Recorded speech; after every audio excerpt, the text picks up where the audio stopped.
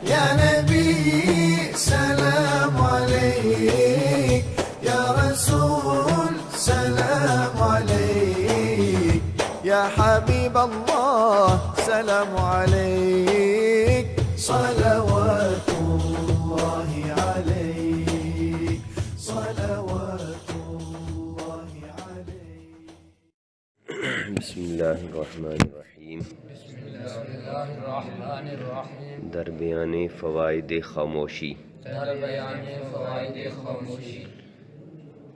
فوائد فائدہ کی جمع ہے اور یہ سارا مرکب اضافی ہے. بیان مضاف ہے آگے فوائد کی طرف، فوائد مضاف ہے خاموشی کی طرف. کیا ترجمہ ہوگا پھر؟ خاموشی کے فائدوں کے بیان میں. مرکب اضافی کا ترجمہ آخر سے شروع کرتے ہیں نا، آخر سے ترجمہ شروع کیا جاتا ہے. کا کی کے آتا ہے درمیان میں، مضاف اور مضاف الیہ کے درمیان. خاموشی کے فائدوں کے بیان میں. اے برادر گر تو ہستی حق طلب، اے برادر گر تو ہستی حق طلب، جز بفرمان خدا جز بفرمان خدا مکشاج لب. مکشاج لب، برادر مانا بھائی، بھائی. گر تو ہستی اگر تو ہے، اگر تو ہے. حق طلب کا مانا سچائی طلب کرنے والا یا اللہ تعالیٰ کو طلب کرنے والا. حق اللہ تعالیٰ کے ناموں میں سے ایک نام بھی ہے. حق طلب مانا اللہ تعالیٰ کا طلبگار، اللہ تعالیٰ کو طلب کرنے والا. طلب یہاں پر جو ہے یہ امر کا صیغہ ہے، طلبیدن مصدر سے. طلبیدن کا معنی طلب کرنا، طلبت مضارع، طلب امر ہے. امر اور اسم جب مل جائیں، طلب امر ہے نا، اور حق کا لفظ جو ہے یہ اسم ہے. امر اور اسم مل جائیں تو وہ اسم فاعل بنتا ہے. حق طلب کا معنی اللہ تعالیٰ کو طلب کرنے والا یا سچائی کو طلب کرنے والا. جز کا معنی ہوتا ہے سوا. جز بفرمان خدا، خدا کے فرمان کے سوا، خدا کے فرمان کے سوا. مکشاج معنی نہ کھول، کشودن کھولنا، کشاید مضارع. مکشاج کون سا فعل ہوگا؟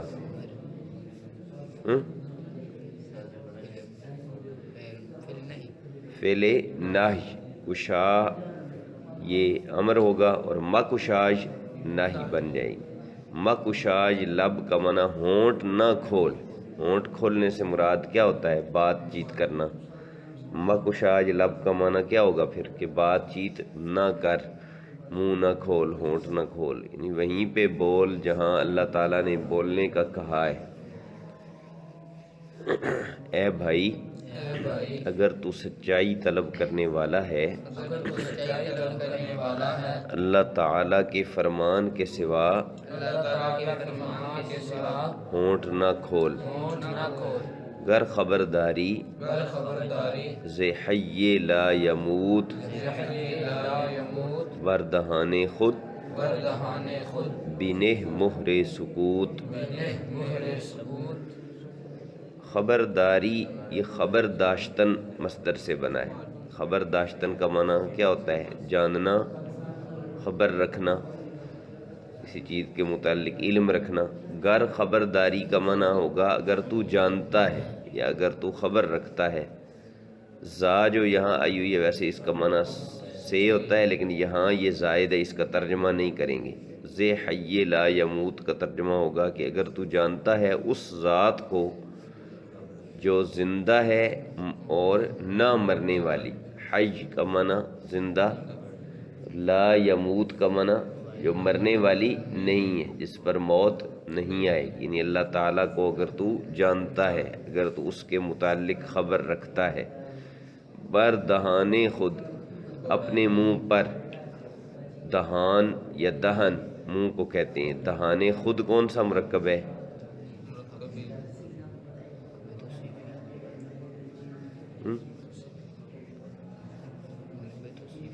مرکب توصیفی میں تو کیا ہوتا ہے، دوسرا جز جو ہے وہ پہلے کی کوئی خوبی یا خامی بیان کر رہا ہوتا ہے.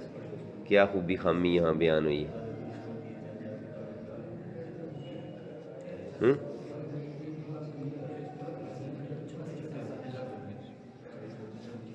مرکب اضافی میں کیا ہوتا ہے؟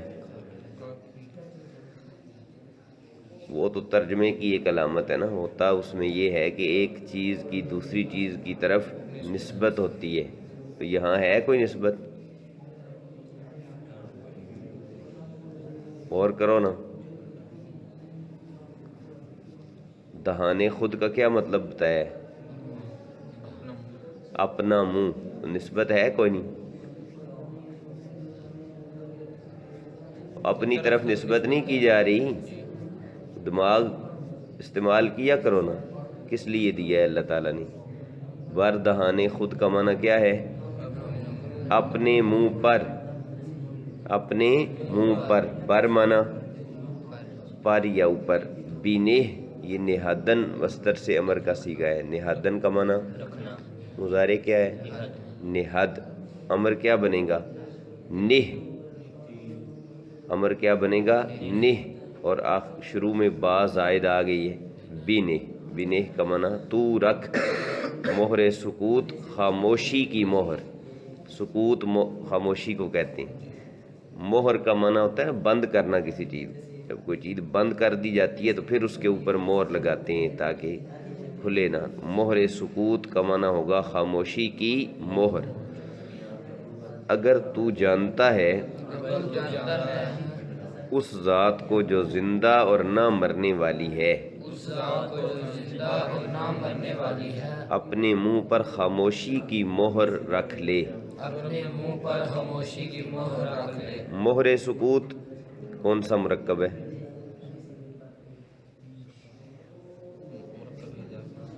مرکب اضافی ہے. اس میں بھی مہر کی اضافت نسبت کی گئی ہے خاموشی کی طرف. خاموشی کی مہر.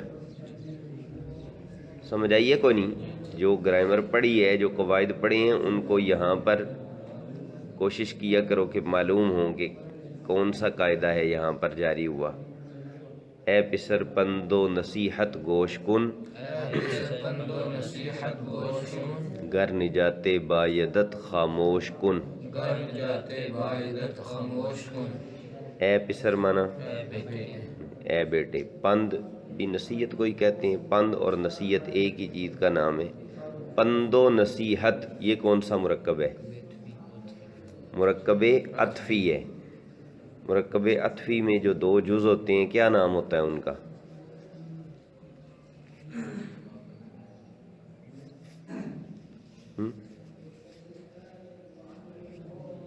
معطوف علیہ اور معطوف. جو واو سے پہلے آتا ہے اسے معطوف علیہ کہتے ہیں، جو واو کے بعد آتا ہے اسے معطوف کہتے ہیں.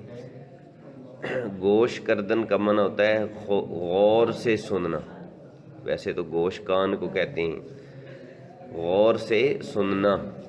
گوش کن کا معنی ہوگا غور سے سن. نجات بایدت. گر نجات بایدت. بایدت میں باید الگ ہے، تا الگ ہے. باید کون سا صیغہ ہے؟ مضارع کا صیغہ ہے.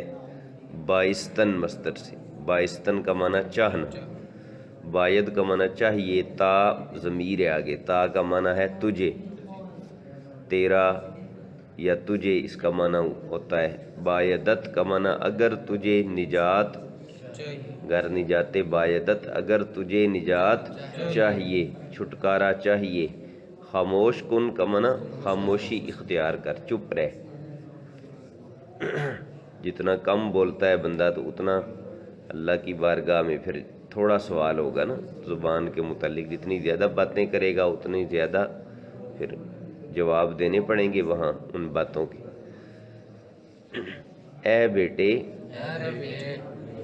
نصیحت کی بات غور سے سن.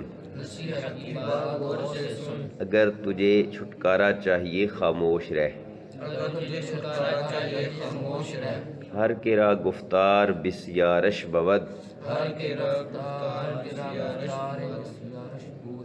بود دل درون سینہ دل درون سینہ بیمارش بود۔ بیمارش بود، گفتار گفتگو کو کہتے ہیں، بسیار کا معنی زیادہ، گفتار بسیار کا معنی زیادہ گفتگو، بہت زیادہ گفتگو۔ شین یہ ضمیر ہے جس کا معنی کیا ہوتا ہے؟ اس کا یا اس کی یا اسے۔ بود یہ مضارع کا صیغہ ہے۔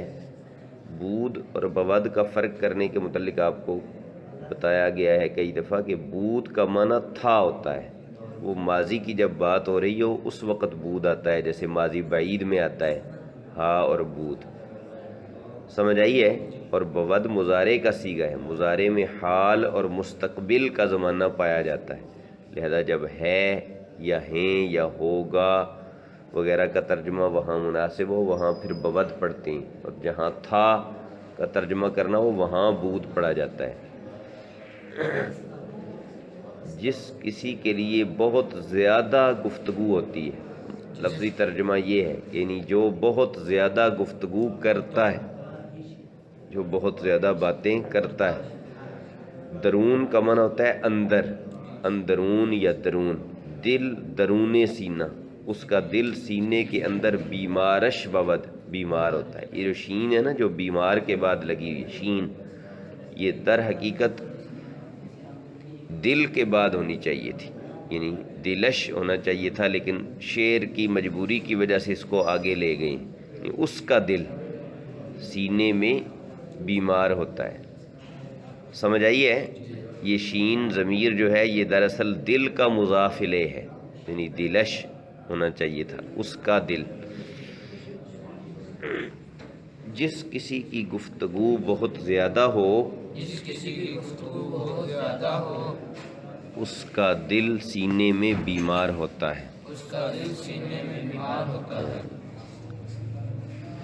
عاقلاں را پیشہ خاموشی بود، عاقلہ را پیشہ خاموشی بود، پیشہ جاہل پیشہ جاہل فراموشی بود۔ فراموشی بود۔ پیشہ کا معنی یہاں عادت ہے، ویسے تو اردو میں پیشہ کہتے ہیں جس چیز کے ذریعے بندہ پیسے کماتا ہے، کہ فلاں کا پیشہ ہے، تو یہاں اس سے مراد ہے عادت۔ خاموشی بود یعنی جس کی عادت خاموشی ہو، چپ رہنا ہو۔ پیشہ خاموشی، عاقلاں را پیشہ خاموشی بود، عاقلوں کی عادت چپ رہنا ہوتا ہے۔ پیشہ جاہل کا معنی جاہل کی عادت، جاہل کا کام، فراموشی بھول جانا، فراموشی معنی بھول جانا، یعنی جو جاہل ہے وہ اس بات کو بھول جاتا ہے کہ چپ رہنا اچھی بات ہے، خاموش رہنا۔ عقل مندوں کی عادت خاموشی ہوتی ہے، عقل مندوں کی عادت خاموشی ہوتی ہے، جاہل کی عادت بھول جانا ہے۔ جاہل کی عادت بھول جانا ہے۔ خاموشی از کذب و غیبت واجب است، خاموشی از کذب و غیبت واجب است، ابلا استاں ابلا استاں کو بگفتن راغب است۔ کو بگفتن راغب است۔ کذب کا معنی جھوٹ ہے، اور غیبت کا معنی ہوتا ہے کسی کی پیٹھ کے پیچھے اس کی برائیاں بیان کرنا، کسی بندے کی پیٹھ کے پیچھے اس کے بارے میں بری باتیں کرنا، یہ غیبت ہوتا ہے۔